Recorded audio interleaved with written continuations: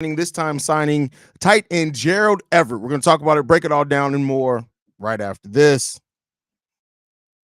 Into Chicago Bears Central, your number one place for all Chicago Bears news and content.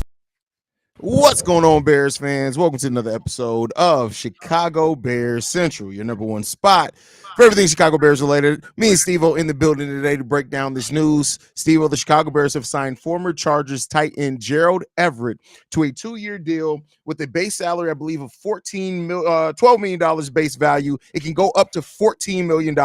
It has a $6.1 million fully guaranteed portion of that contract. This is a really solid deal for a really solid tight end. We know that the Bears were going to look to add a tight end, Nicole Kmet, as part of Shane Waldron's offense. You want that option there. This guy's 29 years old, 6'3", 250 pounds. I actually covered him on today's daily episode as one of the players I would like to see the Bears target. He has not had a single season. Well, he's only had one season of one touchdown. That's it. That was in 2020. Every other season, he's had at least 2 touchdowns, at least over 200 yards receiving. He's in the middle of a stretch of 5 straight seasons with at least 400 yards receiving as well.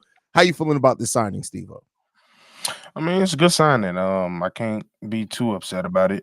So solid signing, based off the production we got from our true number 2 tight end. We didn't like it coming from Robert Tonyan, and I believe everything he did, this guy can do. He's 6'3", 250. I think I believe him. Yeah, he was a Seahawk.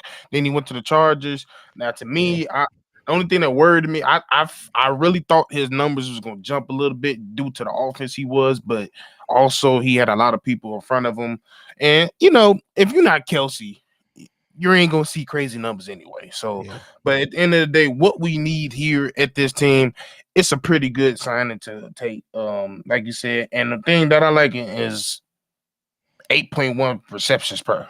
That's pretty nice. 8.1 yards per reception. When you look at it, he had basically 4 straight years of 10 yards per reception. One of those years was 9.6, but I'm a round up for the narrative.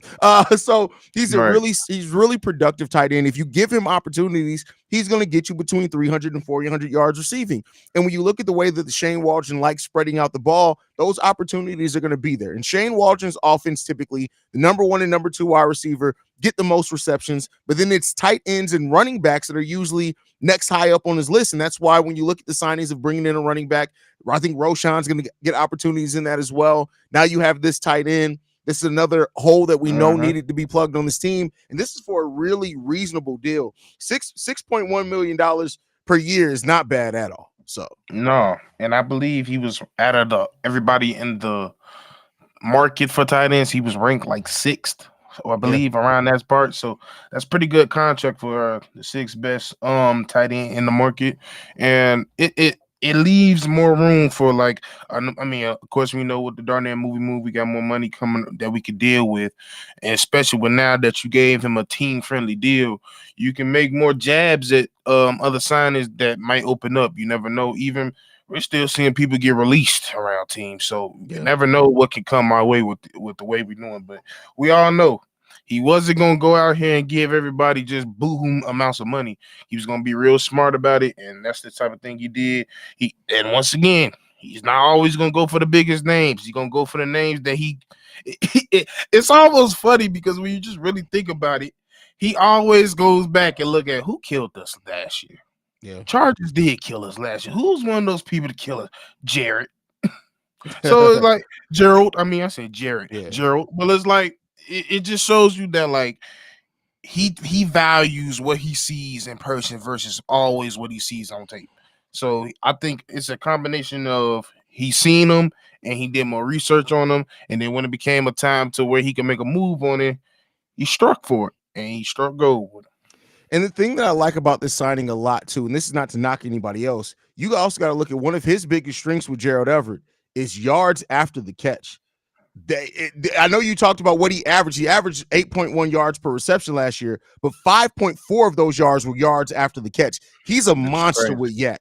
So if you put him in the right situation, which typically Shane Waldron is good at getting the most out of tight ends, this could be a really good pickup, especially, like I said, I know people are going to try to make it about the quarterback, regardless of the quarterback, but this is one of those when you go to that 2 tight end set, especially because you're going to be playing more under center under Shane Waldron on third down scenarios, you have that, and you have Swift at your running back. That's going to make those third down scenarios really dangerous for the Chicago Bears. Like just being under center is going to be a threat. Just Yeah. sending, if you just setting the attitude for the game is going to be a threat with just adding to the thing. And I've also noticed like it's kind of it's almost they almost look different when you're a shorter tight end. It's like they always find their way to get open. So it's like they sneak behind the defenders. But I just really hope we use them in short routage. I do feel like the Chargers in certain ways try to do too much with him and the times that they put him in and not exactly what his strength was. So like I said, like you said, when we in center, you got that twin coming up next to Komet, you gonna have to make a decision. Like, I don't know if I want to send this pressure because it looked like they might run it, but then again, if both of these motherfuckers take off and I gotta decide who I want to guard, it makes a defensive coordinator think a lot. It really does. So like I said, it might not be the sexiest name out there, but it's going, and when it comes down to the trenches and comes down further in the team in the season, you're gonna be like, okay, that was a good move. For sure. When you look at it now, the Chicago Bears with their cap space are hovering around $36 million in cap space. Now, it's been reported that the Bears have either made an offer, they plan on making an offer to Danielle Hunter. That's going to take about $20 million. How you feeling about the Bears' chance? Because I came into this free agency saying the Bears are not going to get any A-list free agents. They're going to really try to fill it out with depth. But it seems like when you hear about the fact that they offered a big deal to Gabe Davis, the fact that they have had interest in Danielle Hunter, do you think one of those big marquee free agents could come?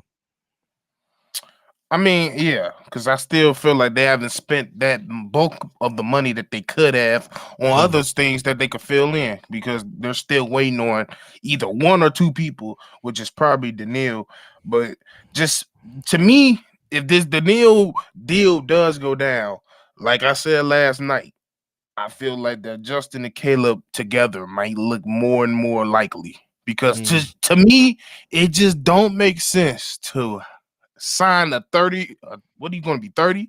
He'll be 30 in June. It just don't make sense for me for a team to get a 30-year-old edge rusher that's ready to win now, and you're going to give him a rookie quarterback. Oh, you just don't. I'm sorry, I gave you the age for Everett. I don't know how old Danielle's going to be. I think Danielle's going to be 30. I think that's either 30 or 31. But he said that if Danielle wants 30 a year. Oh, well, then that's not good. I'm telling you right now, Ryan Poles ain't paying. Now, if we were a team that made the playoffs and we were like 2 wins away from making the Super Bowl, maybe Ryan Poles ain't paying $30 million for nobody. And maybe if he was 24, maybe we'll do that. But at 30 million, at 30, with the current construction of the QB situation being in the air right now, so somebody say he's 29. Will 29. He'll be 30 in November 29th is Danielle Hunter's birthday. Yeah, so like, don't get me wrong, like they could still do it and still bring in Caleb or whoever they want.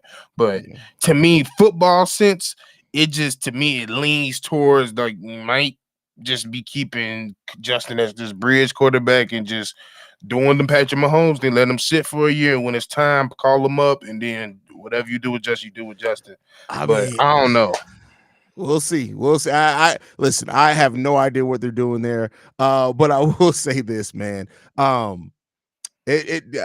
tight end combination of Gerald Everett and Cole Kmet, I'm really excited to see, especially in the Shane Waldron offense. And we were still talking about a Luke Getsy offense. I wonder what the hell we doing. But in the Shane Waldron offense, I think that's going to be big for the Bears, regardless of what they do. If they sign Danielle Hunter, I agree with you though. To me, that's the ultimate sign of okay. We're not gonna be giving a 30-year-old player, even though he'll turn 30 more towards the end of the season. We're not gonna be giving a 30-year-old player $22 million a year, and we're not going for what we got right now. That's what I would honestly say. So like, it's just not reasonable. Like, and maybe that's what's taking so long. Like, he's really trying.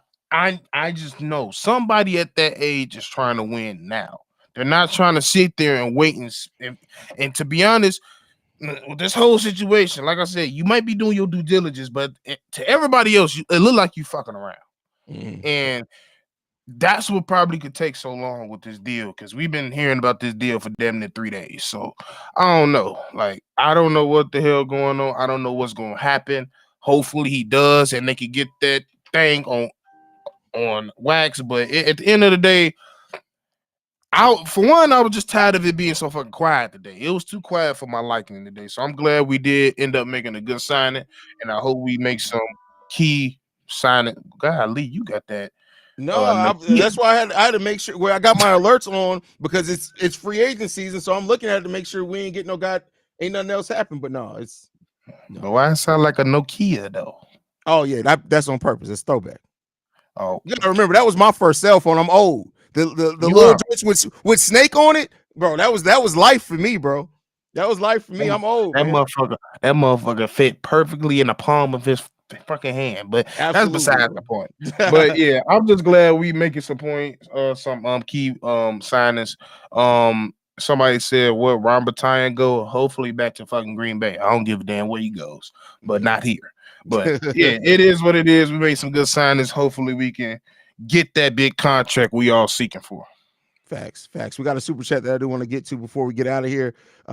From Krim 78. It's good to see offense heavy free agency this far. That's honestly, yeah. I mean, that was the one knock that a lot of people had is that Ryan Poles really hadn't spent money on the offense. And keep in mind, they offered this basically a similar deal that Gabe Davis got. So they've been willing to spend a lot of money on the offense so far. So we'll see. Gabe punk ass just wanted to go back home, but I wasn't the biggest fan of Gabe Davis to be a crying. I know that you and C Dub both were kind of on Gabe Davis. So I'm cool with that. Perfectly, Curtis Samuel. I way rather prefer that, but that's gonna be a task to get. But I don't know. I'm just looking back and see how it's gonna go at the end of the day. But I'm liking the move so far. You can see the vision of it, right? You can see how keen. I try to overanalyze it. But yeah, you can definitely see what they're trying to do, what they're trying to understand, and what they're trying to build here. And hopefully, he just keeps cooking, man. Ryan Poles is cooking right now. We've been getting a lot of jabs, though. I feel that uppercut's coming soon, and that big deal's coming soon, and we'll see what that's going to happen. Well, hurry up because it felt like we in the goddamn 7th to 8th round. I need a drop or something. God damn. My man didn't go to the Bulls game last night in case something major happened. Y'all listen. This man they missed out on the Bulls game. I mean, and you missed that Kobe White jersey. Hey, bro, that Kobe White jersey was cold. You should have went for the jersey alone, bro. No, because I would have threw a hot ass chicken to that motherfucking Billy Donington, man. I didn't want to do that. Because them niggas pissed me off. Ain't no way y'all got y'all bro. Do you realize at halftime the game started at 7? It was 8 o'clock when the halftime started, and the game ended at 9:02. That's how bad we got our ass. You know what? We ain't finna talk about the Bulls. We ain't finna talk about them Bulls. But hey, so the Chicago Bears get their tight end too, and Gerald Everett, really solid deal. He reunites with somebody he has familiarity with in Shane Waldron. He also worked with our wide receivers coach at the Rams before, so they are familiar with the skill set that this guy has, and probably the best way to use him. And he's going to come in there, play a lot with Cole Komet, who's always healthy for the most part too. So I'm really excited about seeing what those two tight end sets look like, especially now with having Swift in there as well as the running back. The offense is taking shape. We're going to have a really fun offense, it seems like, next year. Yeah, and it looked like he had like his 3rd most targets with Shane Waldron. So expecting to see the ball to come his way for sure. Absolutely. Pause. That's hilarious. I got pause traumatic stress disorder. I got to do it. Absolutely. Any last thoughts before we get up out of here, Steve-O? Pose, make the swing, and don't make it at no fucking 9 o'clock. That's all I ask. It's definitely coming at 11 p.m. You might as well get Bastard. All right, Bears fans, make sure you guys hit that subscribe button as well, as we're going to be, as you can tell, when news breaks, we break. We're going to have probably the first video out anytime news drops. Y'all make sure y'all stay tuned in with us, man. We appreciate y'all. Y'all can follow us on every social media platform at Shy Bears Central. On every social media platform, you can send us any feedback, questions, comments, concerns, chicagobearcentral@gmail.com. And then lastly, if you want to leave a text message and our voicemail, we do mailbag episodes every Friday and Saturday where we go through the voicemails, 773-242-9336. We the number one spot for everything Chicago Bears related, and we'll see you guys whenever news drops again, man.